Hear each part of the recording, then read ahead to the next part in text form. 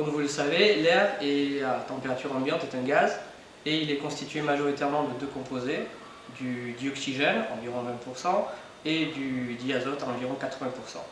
Pour obtenir de l'air à l'état liquide, il va donc falloir refroidir et donc baisser en température.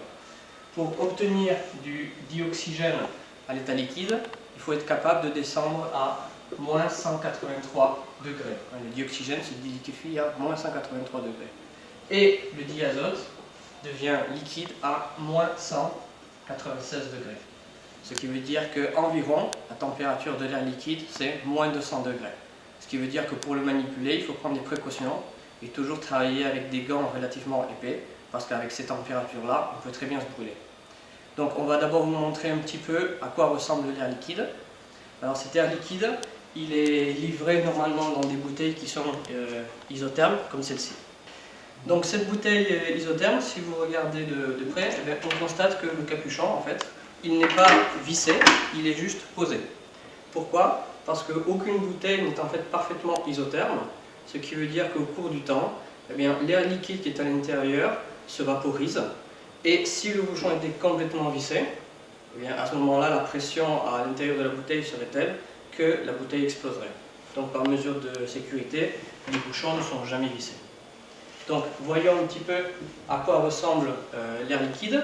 Donc je vais répandre cet air liquide sur le sol et on va voir l'aspect de l'air à l'état liquide. Voilà. Donc vous constatez que le liquide qui coule est un liquide en fait incolore qui ressemble étrangement à de l'eau, mais ça n'est pas. Donc en ce qui concerne le sol, vous pourrez constater qu'en fait il est parfaitement sec. L'air liquide ne laisse pas de traces, tout simplement parce que le sol, à environ 20 degrés, il est beaucoup plus chaud que l'air liquide. Il réchauffe donc cet air qui s'évapore immédiatement. Et l'air liquide ne laisse pas de traces. Vous avez pu constater aussi l'apparition de fumée blanche. On va le remontrer. Voilà, ces fumées blanches, en fait, ne concernent pas l'air liquide. Qu'est-ce que c'est que ces fumées blanches que l'on voit? C'est tout simplement en fait la condensation de la vapeur d'eau qu'il y a naturellement dans l'air.